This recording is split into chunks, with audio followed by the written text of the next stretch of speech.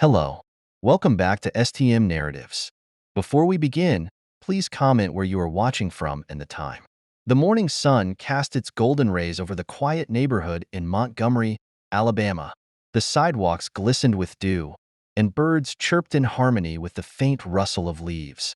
Miss Ruby Johnson, a 72-year-old black woman, shuffled along the sidewalk, her cane tapping softly against the pavement. She wore her usual Sunday best, a floral dress and a wide-brimmed hat that shielded her face from the sun. Her hands, weathered from decades of hard work, clutched a brown paper bag containing canned goods and bread for her neighbor, Mrs. Turner, who had recently been ill. Miss Ruby had lived in this neighborhood for over 40 years. She knew every crack in the pavement, every towering oak tree, and every face in the community. To many, she was more than a neighbor. She was family. Known for her gentle demeanor and unwavering kindness, Miss Ruby often ran errands for others, always with a warm smile and a cheerful "God bless you." But this morning, something felt different. The air seemed heavier, and an unfamiliar tension settled in her chest as she noticed a police car parked further down the street. In the squad car sat Officers Bradley and Henderson, notorious for their heavy-handed tactics in black neighborhoods. Bradley, a wiry young officer with an inflated ego, leaned back in his seat, chewing gum lazily. "Look at her," he muttered, nodding toward Miss Ruby, walking slow like she's hiding something.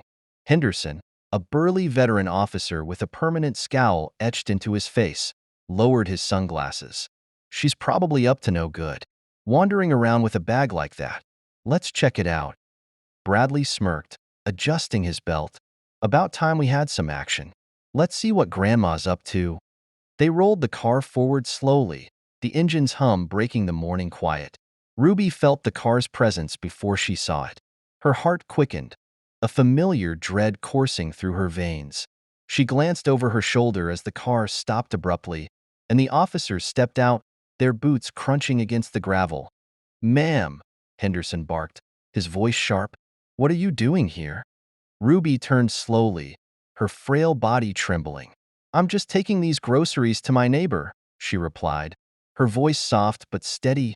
Bradley crossed his arms, smirking. "Your neighbor, huh? You got ID on you?" Miss Ruby's brows furrowed. "ID? Sir, I live right down the street. I'm not driving. Why would I need ID?" Henderson stepped closer, towering over her.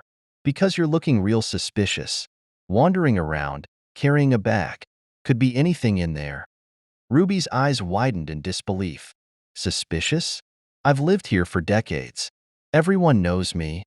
"Then you won't mind if we take a look," Bradley said, stepping forward.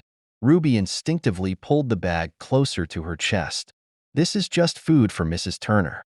I'm not handing over my groceries like I'm a criminal." Henderson's patience wore thin. "Ma'am, if you don't cooperate, we'll have to take this further. Don't make it difficult for yourself." Bradley, eager to assert control, reached for the bag. Ruby recoiled, stumbling back. "Don't touch me," she cried, her voice trembling with fear. Bradley's smirk faded, replaced with annoyance. "That's it," he muttered. He grabbed Ruby's arm with unnecessary force, causing her to yelp in pain. "Let me go," she pleaded, tears streaming down her face. "I haven't done anything wrong." Her cries fell on deaf ears. Henderson twisted her arm behind her back and slapped on handcuffs, ignoring her frail condition. Ruby's cane fell to the ground with a clatter, and she struggled to keep her balance. "Stop resisting," Henderson growled, though Ruby was too weak to fight back. Onlookers began to gather, their faces etched with disbelief and outrage. A young woman named Tasha, who lived across the street, stepped onto her porch. "That's Miss Ruby," she shouted. "She's harmless." "Leave her alone," yelled a young man. Pulling out his phone to record the incident, Bradley turned toward the growing crowd. "Back off, or you're next."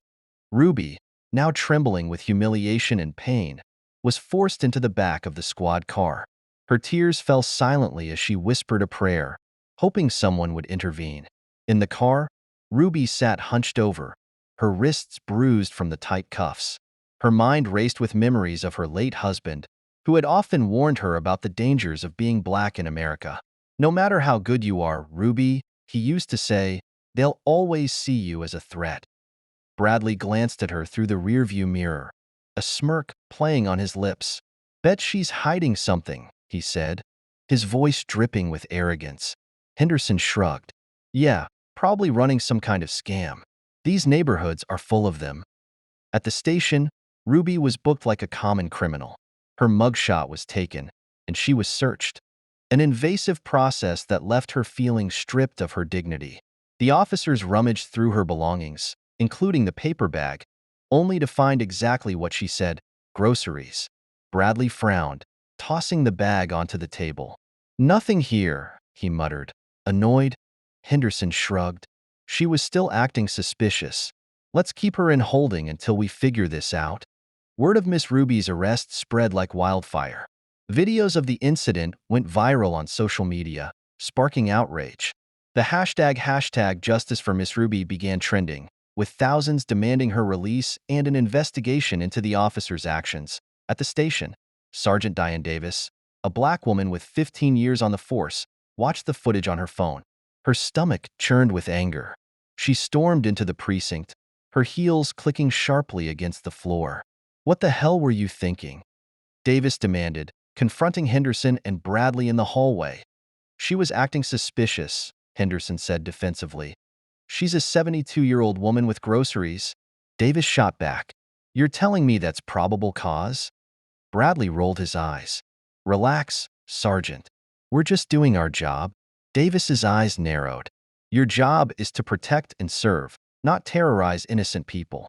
Do you realize the backlash we're facing because of your stupidity? The officers exchanged uneasy glances but said nothing. Get her out of that cell. Now, Davis ordered, her voice icy. Reluctantly, the officers released Ruby, but the damage was already done. As she walked out of the station, supported by Sergeant Davis, she was greeted by a crowd of supporters chanting her name. Reporters thrust microphones in her face, asking for her statement. Ruby paused, her voice shaky but resolute. I've lived a long life, she said, and I've seen the worst of humanity. But what happened to me today wasn't just about me. It was about the deep-seated racism that's been allowed to fester in this country for centuries. I'm tired of being seen as a threat because of the color of my skin. As the crowd erupted in applause, a reporter asked, "Why do you think they targeted you?" Ruby hesitated, then said, "Because they could. Because people like me have been taught to keep our heads down and not fight back. But I won't stay silent anymore." The video of Ruby's arrest prompted a citywide protest, calling for police reform. Henderson and Bradley were placed on administrative leave pending an investigation. Their arrogance had backfired, shining a spotlight on the systemic issues within the department. Ruby, meanwhile, became a symbol of resilience and strength. Despite her ordeal, she refused to be broken. She worked with local activists to advocate for policies that would prevent similar incidents from happening to others. In a televised interview, Ruby said, "I've spent my life giving to my community. It's time for this country to give something back to people like me: dignity, respect, and justice." Months later, a bill was introduced in Ruby's name, aimed at addressing racial profiling and holding officers accountable for misconduct. It wasn't a perfect solution, but it was a step forward. As for Ruby, she returned to her quiet life, walking her neighborhood with her head held high. She refused to let the actions of two arrogant officers define her. She was more than a victim. She was a survivor, a fighter, and a beacon of hope for her community. The real reason behind Miss Ruby's arrest wasn't that she looked suspicious. It was that, to some, the mere existence of a black person in their space is seen as a threat. And until that perception changes, stories like Ruby's will continue to unfold.